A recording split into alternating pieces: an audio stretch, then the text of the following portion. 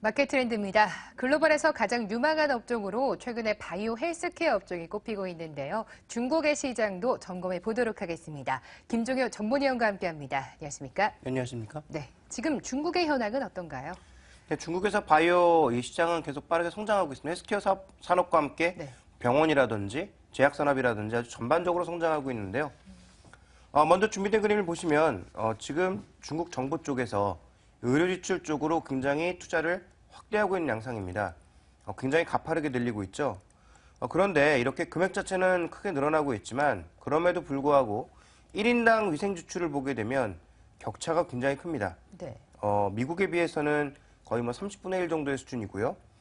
일본에 비해서도 지금 거의 10분의 1 정도의 수준에서 움직이고 있는 만큼 아직도 중국의 의료 지출은 더 늘어날 가능성이 높다. 이렇게 좀 보셔야 될 것 같고요.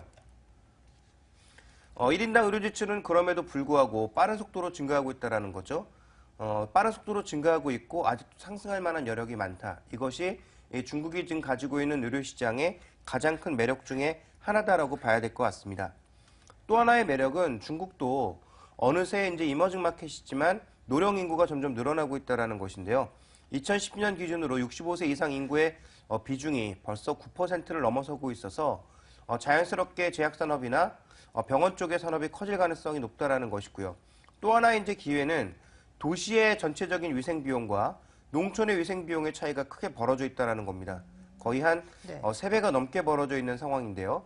결국 이 격차를 메우기 위해서 최근에 중국 정부가 여러 가지 대책들을 내놓고 있는 상황이죠. 그래서 정부가 밀고 있고 산업의 구조상으로 봤을 때 또 인구의 구조상으로 봤을 때 성장할 수 있는 그런 기회들이 충분하게 조금 마련되어 있다. 이렇게 좀 봐야 될 것 같습니다. 네. 중국의 의료 지출 앞으로도 많이 좀 성장할 가능성이 남아 있다고 말씀 주셨는데 의료 지출에도 참 다양한 분야가 있지 않습니까? 뭐 병원도 있겠고 제약사도 있겠고 의료기기도 있겠고요. 혹시 전반적인 성장을 말하시는 건가요? 네, 그렇습니다. 지금 다 성장하고 있습니다. 성장하지 않고 있는 것이 없는데요. 네. 당연하게 이제 그동안 의료 서비스를 받지 않던 사람들이 받는 것이니까 늘어날 수밖에 없는 거죠. 그래서 준비된 그림을 보시면 병원 측면으로 봤을 때는 지금 처음에는 이제 국립병원들 네. 이런 것들이 확대되는 모습이었지만 최근에 민영 병원들이 빠르게 좀 확대되고 있죠. 매년 아무래도 이제 국립보다는 민영 병원들이 빠르게 늘고 있는 것을 우리가 알 수가 있고요. 전체적으로 지금 병원 숫자도 늘어나고 있습니다. 그리고 중국에 이제 외국계 병원들도 많이 들어오고 있는데 종합병원이라든지 전문병원 같은 것들이 가장 많이 들어오고 있는 상황이고요. 이외에 또 합자법인들, 중국의 내수 로컬 업체들과 자본을 합쳐서 추진하고 있는 이런 업체들도 굉장히 늘어나고 있는 양상이고요. 네. 그 다음 좀 살펴봐야 될 것은 한국도 진출을 하고 있습니다. 그렇지만 한국은 굉장히 제한적인 범위 내에서만 진출을 하고 있는데요. 대부분 프랜차이즈라든지 기술 전수 이런 형태로 진출을 하고 있는데 실제로 내용을 살펴보시면 피부, 성형 이런 것들이 거의 대부분입니다. 그래서 한국은 아직까지 대규모 업체가 진출했다라고 보기보다는 일부 강남권에 있는 이런 성형 외과들, 미용 분야 이쪽이 워낙 강한 상황이죠. 그래서 중국에서 우리나라에 와서 직접 성수를 받고 가는 사람들도 많은데요. 그런 측면에서 이제 현지 진출이다라고 봐야 될 것 같고, 최근에 이제 광고들을 보시면 이렇게 중국에 어디에 법인이 있다 이런 그 광고들을 많이 볼 수 있습니다. 성형외과 특히 광고들 그런 거 많이 하고 있죠. 그래서 아마 이런 부분들이 이제 나타나고는 있지만 중국의 트렌드를 쫓아가고 있다라기보다는 그냥 한 분야 정도라고 좀 봐야 될 것 같고요. 중국 시장 내에서 지금 해외 제약사들의 매출도 연간 성장이 굉장히 빨라지고 있습니다. 가장 먼저 진출했던 머크 같은 경우에는 2013년에는 전체적으로 성장이 좀 둔화되는 모습이었지만 나머지 로시에라든지 노바티스 같은 쪽은 여전히 강하게 성장하고 있는 그런 국면을 나타내고 있고요. 그 다음 의약품 매출은 전반적으로 빠르게 증가하고 있습니다. 그래서 이 중국 시장 내에서 아까 말씀드렸던 산업구조의 변화라든지 인구구조의 변화에 따라서 의약품 판매량은 굉장히 빠른 속도로 늘고 있고 다만 판매 증가율 자체는 조금 감소하는 모습이 발견이 되고 있고요. 중국 시장 내에서는 지금 제네릭도 빠르게 성장하면서 복제약도 커지고 있고요. 오리지널 신약도 빠르게 성장하면서 전체적인 제약 시장의 성장이 다 나타나고 있습니다. 그래서 신약, 제네릭, 그리고 바이오까지 모두 성장하는 모습을 나타내고 있어서 중국 시장의 전반적인 흐름은 굉장히 좀 강하다라고 봐야 될 것 같고요. 그다음 살펴봐야 될 것은 의료기기 쪽입니다. 의료기기 쪽의 전반적인 움직임도 지금 수입도 많이 하고 있고 중국 시장 내에서의 의료기기도 자체적으로 성장하고 있는 모습이어서 네. 아까 말씀해 주신 것처럼 의료기기, 병원, 제약산업, 바이오산업 모두 성장하고 있다고 봐야 될 것 같습니다. 네, 중국에서도 병원, 제약, 바이오, 의료기기까지 모두 성장을 하고 있는데 한국이 병원 쪽에서는 아무래도 좀 제한적인 분야만이 진출을 했다고 말씀 주셨거든요. 하지만 제약이나 바이오 이쪽 기업들은 좀 더 진출을 가시화할 수도 있을 것 같아요. 현재 어떤가요? 네, 우리가 일단 중국의 정책을 좀 살펴보는 것이 핵심이다라고 보여지고 네. 있는데요. 이번에 여러 가지 회의들을 거치면서 중국에서 나타내고 있는 것이 결국 소득 격차의 축소, 지역 격차의 축소, 네. 그리고 삶의 질을 높이는 데 굉장히 주력을 하고 있거든요. 그래서 시진핑이 나타내고 있는 여러 가지 정책의 핵심은 결국은 격차를 줄이면서 산업 구조 조정을 통해서 장기적인 성장의 이 경로를 만들겠다라는 것이고요.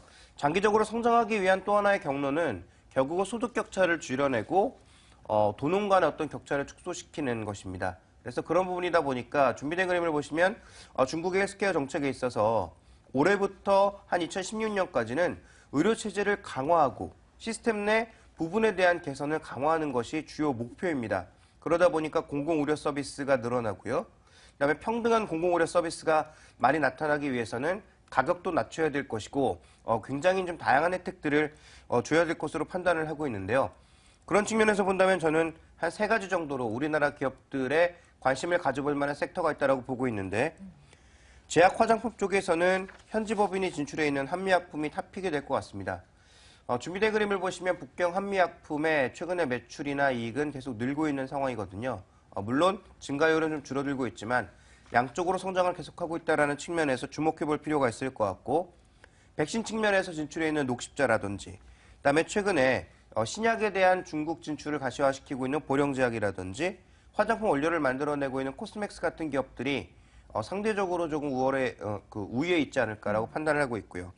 의료기기 쪽에서는 우리나라뿐만 아니라 해외 시장으로 발을 넓혀나가고 있는 인터로조나 바텍 같은 기업들에 대해서 주목해 볼 필요가 있을 것 같고요. 자, 마지막으로 바이오 쪽에서는 우리나라 이제 성형 기술이 발달함에 따라서 해외 진출이 가시화되고 있는 메디톡스라든지 아니면 중국에서 지금 임상실험 같은 것들을 많이 하고 있는 바이로메드 같은 기업들이 좀 각광을 받을 가능성이 비교적 높다라고 봐야 될 것 같은데요. 다만 이제 중요한 것은 이런 기업들이 로컬 기업들과 끊임없이 경쟁을 해야 된다는 점. 그리고 중국에서 신약을 하나 출시하기 위해서는 다른 나라에 비해서 몇 배나 더 힘겨운 과정을 통과해야 된다는 점을 염두에 둔다면 이들 종목을 사서 꾸준하게 묻어두시는 그런 전략보다는 네. 시장의 수급이라든지 주변 뉴스에 따라서 약간은 탄력적인 매매를 가져가시는 게 좋을 것 같고요. 다시 한번 말씀드리지만 이들 종목 중에서의 탑픽은 네. 실제로 중국에서 법인 형태로 진출해 있어서 중국 시장 내 여러 가지 수혜를 받을 수 있는 코스맥스와 한미약품이 가장 핵심적인 종목이 아닌가라고 보고 있습니다. 네, 아무래도 중국의 로컬 기업들과 경쟁을 해야 되는 상황이란 말씀 주셨는데 그렇기 때문에 좀 탄력적인 매매를 이용해야 한다. 그렇다면 중국 경쟁업체들과 경쟁을 해도 혹시 살아남을 수 있을 만한 기업으로 한미약품과 코스맥스만을 좀 제시해 주시는 건가요? 경쟁에서 이긴다라는 관점보다는요. 그러니까 제품을 그쪽에다 런칭하는 것은 네. 다른 기업들도 동일한 기회가 주어지는 거 아니겠습니까? 그래서 해당 법인이 거기 들어가 있어야 좀 더 다양한 사업을 할 수 있고 여러 가지 이제 기회들을 만들어낼 수 있다라는 거죠. 실제로 이제 건설 같은 경우에도 해외에서 수주하는 것보단 거기에 내수 기업으로 자리 잡고 있는 것이 좀 더 강력한 매출을 낳을 수가 있습니다. 그래서 물론 중국 기업과의 어느 정도의 차별은 받겠지만 제품 하나만 가지고 진출하는 것보다는 해당 기업이 중국 내에 있는 것 자체가 중요하다고 보는 거죠. 그래서 이들 기업들 중에서는 북경 한미약품이 해외 법인이 존재를 하고 있고 그리고 이제 중국의 실제 공장이 만들어져서 생산을 하고 있는 코스맥스 정도가 실제로 중국의 성장에 가장 빠르게 기여할 수 있을 거다라고 봐야 될 것 같습니다. 네, 알겠습니다. 법인이 중국에도 진출해 있는 한미약품을 우선 탑픽으로 꼽아주셨고요. 화장품에서도 코스맥스가 중국이 좀 성장 가시화될 수 있지 않을까 말씀 주셨습니다. 마켓 트렌드 김종효 전문위원과 함께했습니다. 고맙습니다.